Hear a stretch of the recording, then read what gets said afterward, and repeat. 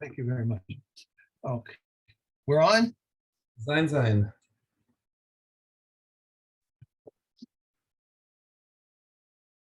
You can hear me? I don't hear you yet. What? Is that because I'm not talking? There you go. Okay. All right. Okay. 3. Mm-hmm. You prove something? Sein. Gittin sein. Okay. Zion. If one said, here is your get. If I do not come within 30 days, and he was going from Judea to Galilee, if he reached Antipretis and he returned, his condition is null. Here is your get. If I do not come within 30 days, and he was going from the Galilee to Judea, and he reached Kfar Osna and returned, his condition is null. If he said, here is your get, if I do not come within 30 days, and he was going overseas, and he reached Akko and returned, his condition is null. If he said, here is your get, any time that I shall be away from your presence for 30 days, and he was going and coming and going and coming, since he was not alone with her, it is a get. If one said, this is your get, if I do not come within 12 months, and he died within 12 months, it's not a get. If he said, here is your get from now, if I do not come within 12 months, and he died within 12 months, it is a get. If one said, if I do not come within 12 months, write and give a get to my wife, and they wrote a get within 12 months and gave it after 12 months, it is not a get. If he said, write a get and give it to my wife, if I do not come within 12 months, and they wrote it within 12 months and gave it to her after 12 months, it is not a get. But Rabbi Yossi says, in such a case, it is a get. If they wrote it after 12 months and gave it to her after 12 months, and he died, and the get preceded his death, it is a get. If his death preceded the get, it is not a get. If it is not known, this is the case regarding which they said she is divorced and not divorced. Okay. Hazorek get the ishto. So now determining whether the woman is divorced. So we're moving into a different subject. What does she have to do in order technically to receive the get? So if a man throws a get to his wife, he besach beisa, and she's sitting in her own property. This is an important thing, is that she is inside her own property, even though the husband has the use of it. Right? So the husband, effectively, while they're married, the husband has use of it, but nonetheless, or in her courtyard, she nonetheless, even if she's just standing there, and the get lands in front of her in her property, then we say that her property returns to her at the same moment as the gerushin it takes effect. So it all happens simultaneously.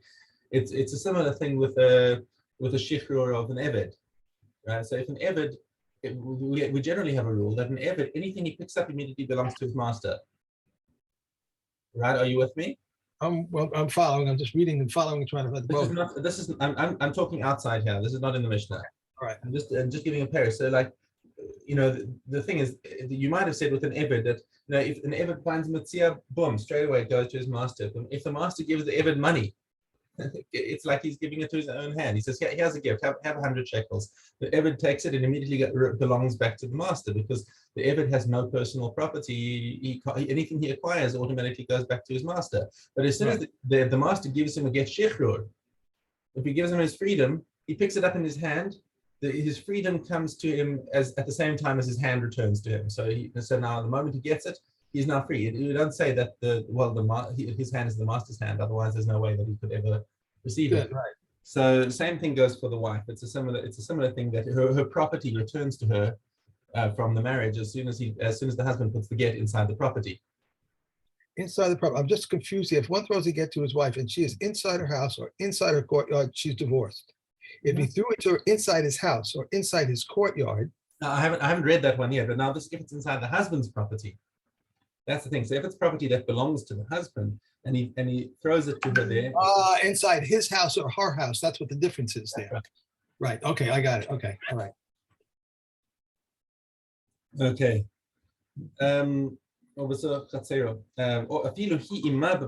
Even if she's lying next to him in bed, and he puts the get right next to her inside the bed, but it's inside his property. So his property has still acquired it. And she hasn't yet picked it up. She is not yet divorced. However,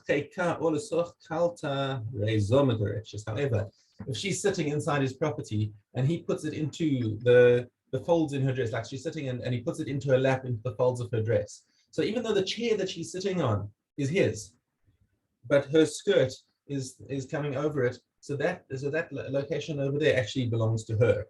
And therefore that is considered Mugareshes. Okay, I got it.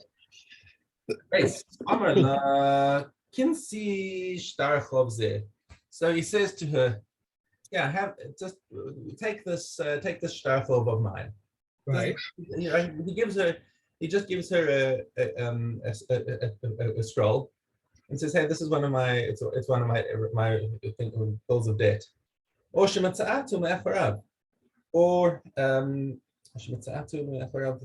she finds that he turns around, that he's got the thing tucked into his belt, and he turns around and says, yeah, just take this out of my back over here.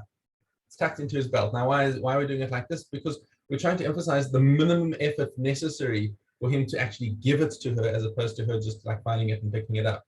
So he gave it to her, but he didn't tell her what it was, or he just turned around and it was tucked into his belt.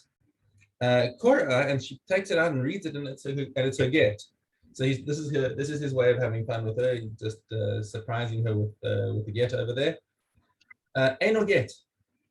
This is not considered a get because he didn't give it to her as a get. He has to say, this is your get. Actually, hey, Gittin, take this. This is your get.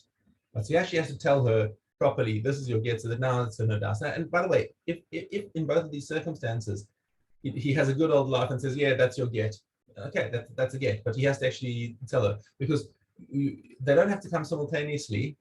It just requires that he has to give it to her and he has to inform her. Okay. Nasan biyada v'hi yeshena. Now, what happens if she's sleeping? So she's sleeping there, and he tucks it into her hands. Okay, Neora, Korah, v'harehi gita. She opens it up, looks at it, and says, "Oh my gosh, this is a get." No, it's not a get. Actually, yomala hegite. He has to say to her, "Take your get." Can't just wake up holding it. Okay. Haisa umedis b'rishus harabim. Okay, let's say she's standing in the middle of the street, and must be in a rishus harabim, because if it was a rishus hayachid, then the rishus hayachid is koneh for whoever it's koneh. Okay, but in the rishus harabim, a person, if you're standing in the rishus harabim, your 4 amas around you can be koneh. So let's say you're walking and you see, oh look, somebody dropped some money over there, and it's inside your dalet amas, and somebody rushes in and tries to grab it and says, hey, excuse me, that is in my dalet amas, give it back. Right, so that's legit. Your dalet amas acquires for you. Okay, so she's standing in the rishus harabim, and the man throws it to her. Okay, if it's so they're standing in a place where they're within their dalet amas. They're within dalet amas of each other, so their dalet amas overlap. Okay, so now it goes according to who is it closer to. Karov la Mugareshes, Karov lo, and Mugareshes. If it lands closer to her, then she doesn't even have to pick it up. Her dalet amas has already acquired it. Okay, but if it's closer to him, then not. But here it's saying, if she was standing in public property and he threw it to her, if it is close to her, she's divorced. Here it's not saying that. He has to say to her, this is your get. Okay, I think that's implicit.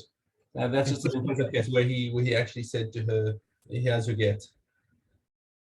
Yeah, I think the previous cases were just because he was playing a trick on her and he said, yeah, take the shtarchov, or right. Okay. All right. Or he just like woke up. So when she picks it up, she must know that it's a get. So I think we must say that this is implicitly talking about where she knew it was a get. Okay. However, if it lands halfway and we can't tell whose it is, Mugareshes for Anna Mugareshes. She's now in a case of suffix divorced. Oh, sorry. Now, usually in a situation you would imagine like this, you would imagine that suffix isn't going to last long.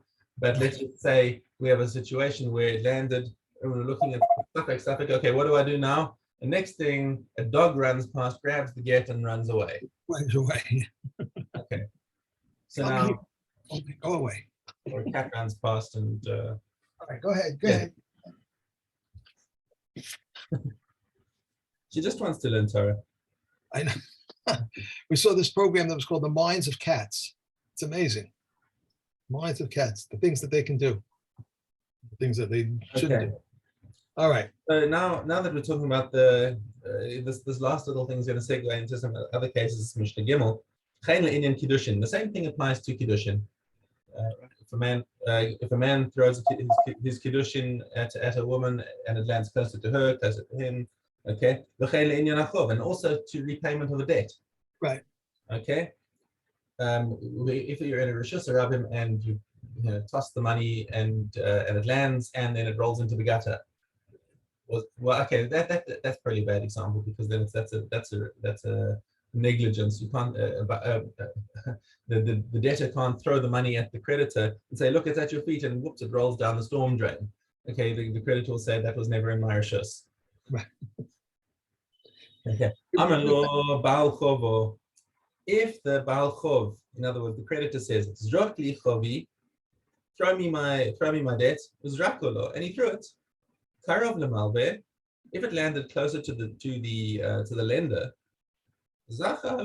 then okay, he said that's fine. He gave permission to the debtor to throw the money, so he was received it. Karov lelove chayav. Then if it's still closer to the borrower, then the borrower still has to repay. Okay. Now again, this is talking about a situation where the money was thrown. It landed halfway between them. It was thrown with the permission of the creditor. It landed halfway between them, and then it got destroyed. So we can't say so. Neither one of them can say that, hey, you received it, or you never, or I never got it. So then we don't know what's happening. They have to split the lot. They have to split the loss.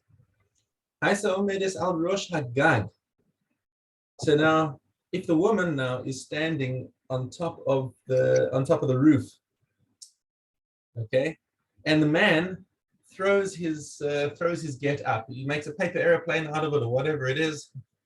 Takes the get, throws it up to the woman who's standing on her roof, okay, and it's flying up. Or never mind a paper airplane. He just crumples it up into a ball. That's probably the most aerodynamic shape you can do with a piece of paper or whatever.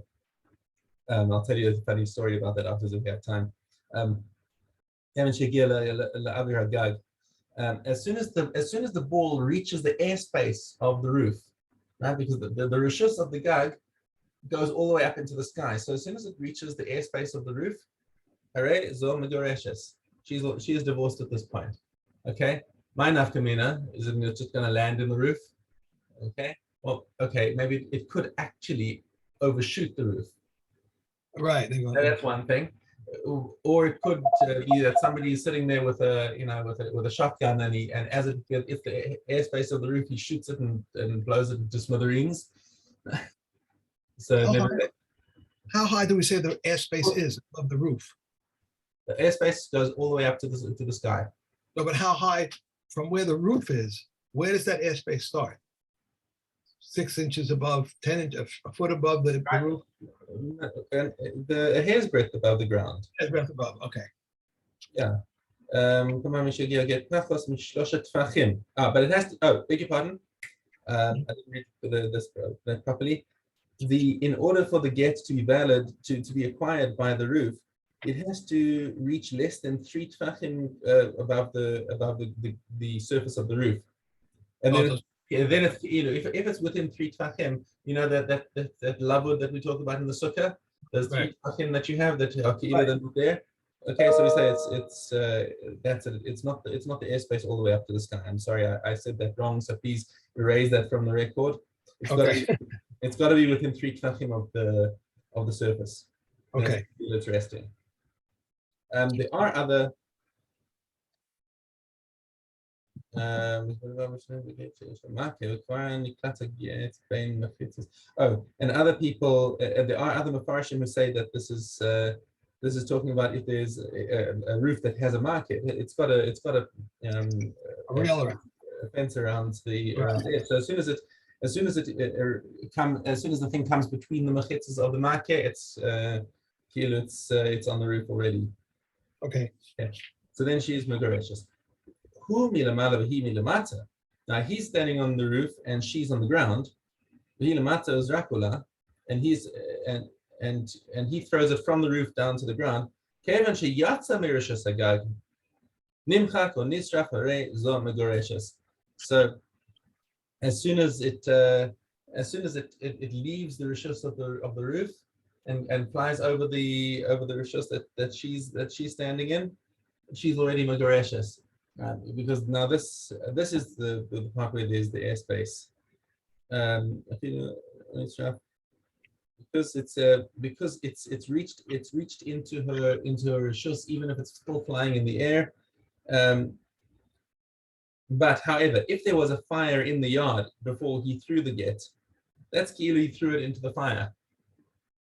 Okay, so we're talking about a case where something else unexpected happens and the get gets destroyed before it lands in her rishus. So then she's not divorced. Okay, let us move on. Okay. So we need to move. Okay. Hey, base. Hey, base. Payment may not be taken from assigned property. If there is an unsigned property available, even if they are of the poorest quality, payment from the property of orphans may be taken only from fields of the poorest quality. Payment may not be collected for the consumption of produce or for the improvement of property or for the support of the wives and daughters from assigned property for the sake of the general good. Ones who find the lost article need not swear for the sake of the general good.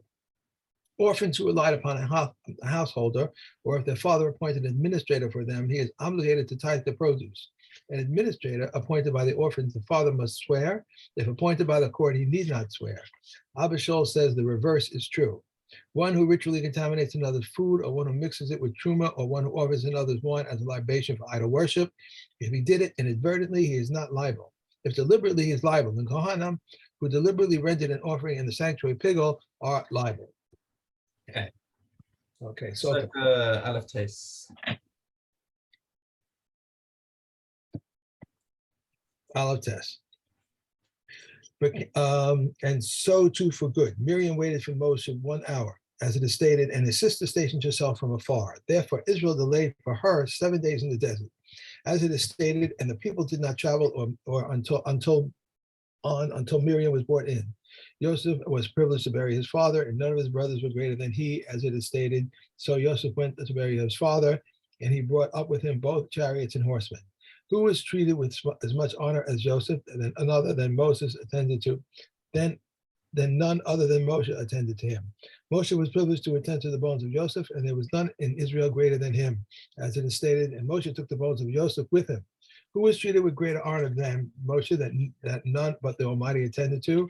The pasuk says, and he buried him in the valley. And not of Moshe alone did they say so, but of all the righteous, as it is stated, and your righteousness shall go before you, and the glory of Hashem shall gather you in. He brought her mincha offering in an Egyptian basket and put it in her hand so as to tie her. All mincha offerings start and finish in the service vessels, but this one starts in an Egyptian basket and finishes in service vessels. All mincha offerings require oil and frankincense, but this one requires neither oil nor frankincense. All mincha offerings are of wheat. This one is of barley. The mincha offering is of the omer, though it is of barley flour, it is of sifted flour. But this one is of unsifted flour. And Rabbi Gamliel says, just as her day deeds were like those of an animal, so too her offering is from the food of animals. He brought a new earthenware cup and put half a log of water from the kior into it. Rabbi Yehuda says a quarter of a log, just as he minimizes the amount of writing required, so too he minimizes the amount of water required. He entered the sanctuary and returned to his right, where there was a spot by 1 cubit from with a marble flagstone with a ring fixed in it. And when he raised it, he took dust from beneath it. He added enough to be visible on the water, as it is stated, and the Kohen shall take from the dust that will be on the tabernacle floor and add it to the water. Okay. Okay. Vamos. Rakiva said, when I went down to Nardea to fix the leap year, I encountered the Kama of Beis Dela. And he said to him, I have heard that in Eretz Israel, they do not permit a woman to remarry by the testimony of a single witness, except for Yehuda ben Bava. I said to him, this is correct. And he said to me, tell them in my name, you know the country is in a turmoil because of ravaging troops. I have a tradition with Rabbi Gamliel the elder that we permit a woman to remarry by the testimony of a single witness. When I came and presented the matter before Rabbi Gamliel, he rejoiced at my words and said, "We have found a companion for Rabbi Yehuda ben Bava." And as a result of the exchange, Rabbi Gamliel recalled that some men had once been killed in Tel Arza, and Rabbi Gamliel the elder had permitted their wives to remarry on the testimony of a single woman, a single witness. It then became established to put remarriage on the testimony of a single witness, and it became established to put marriage on the marriage on the testimony of one witness quoting another, and on the testimony of a slave, a woman, and a slave woman. Rabbi Eliezer and Rabbi Yeshua said, we do not permit a woman to be married by the testimony of a single witness. Rabbi Akiva says, not by the testimony of a woman, a slave woman, or relatives. They said to him, there was once an incident where some Levium journeyed to Zohar, in the city of Date Palms, and one of them fell ill during the journey, and they brought him to an inn. On their return trip, they said to the woman innkeeper, "Where is our companion?" She said to him, "He died, and I buried him." And they permitted his wife to be married, and they said to him, "Shouldn't the wife of a Kohen be as good as a woman innkeeper?" He replied, "When the woman innkeeper is believed, the woman innkeeper brought out to them his staff." Now, this woman is believed, his staff, his baggage, and the Torah scroll in his possession. Okay,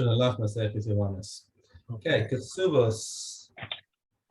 Mishnayos. Yeah, I didn't take that out. Okay. I can get it. Okay. Married on Wednesday. The virgin is married on Wednesday and a widow on Thursday. For twice a week, the courts are in session in the towns on Mondays and Thursdays, so that if he had a claim concerning her virginity, he would go early and the next morning to court. A proselyte, a captive, or a slave who are ransomed. You skipped. I skipped the page. Yeah. The ketubah of a virgin is 200 zuz, and that of a widow is 100. A virgin who is a widow, divorcee, or had performed chalitza after eresin, in all these cases, their ketubah is 200, and a claim concerning the virginity can be lodged against them. A proselyte, a captive, or a slave who were ransomed, converted, or emancipated under the age of 3 years and 1 day, their ketubah is 200 zuz, and a claim concerning the virginity can be lodged against them. Okay, that's it. Okay, Shabbos. If a Gentile lit a lamp, a Jew may use its light, but if he did so for a Jew, he may not use it. If a Gentile drew water to water his own animal, a Jew may water his animal after him. But if he did so for a Jew, he may not use it.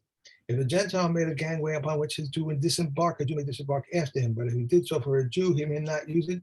And it once happened that Rabbi Gamliel and the elders were arriving on a ship, and the Gentile made a gangway by which to disembark, and Rabbi Gamliel and the elders disembarked by it. All utensils may be taken on Shabbos, and their doors with them, even though they were detached on the Sabbath, but they are not like house doors, which are not prepared.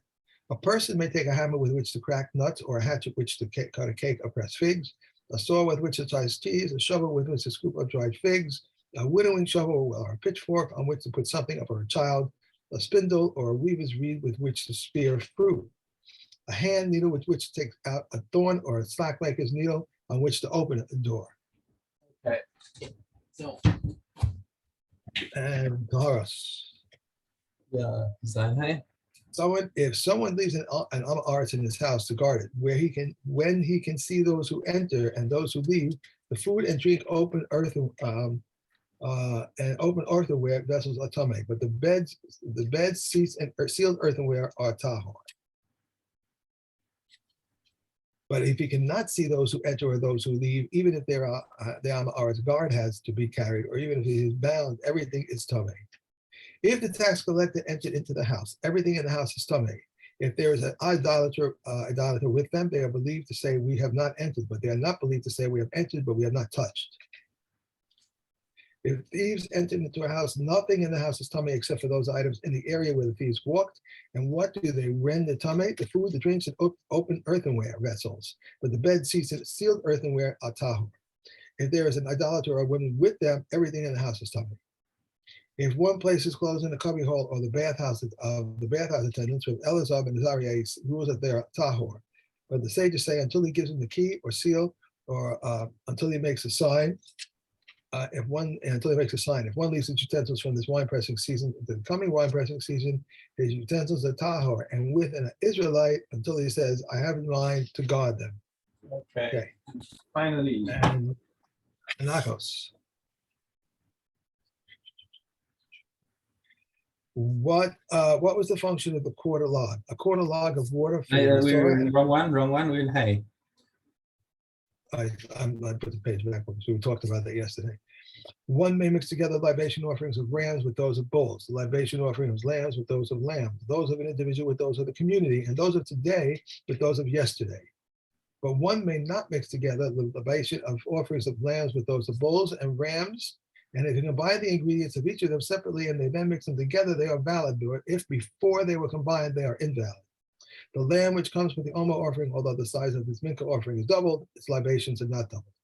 Hold on, Or- just a second. So this is doubled. I've lost my. Oh, right. You were doing that Dalit. I was Okay, doing- we got to do hay. number 3. Yeah, from hay. Yeah, I was on hay. So we're supposed to start from hay. oh, wait, this is mixed up. I did Dalit, right? You did So are Dalit. we supposed to start? Supposed to start hay? Yeah, you're supposed to start from hay. Yeah. All right, all the measures which were in the temple were heaped, except for that of the Kohen Gadol, which was heaped within. The overflow of the liquid measures is sanctified, but the overflow of the dry measures is not sanctified. Rabbi Akiva says the liquid measures are consecrated, therefore the overflow is sanctified. And the dry measures are not consecrated, therefore the overflow is not sanctified. Rabbi Yossi says it is not for this reason. Rather, it is because the liquid is displaced, whereas the solid is not displaced.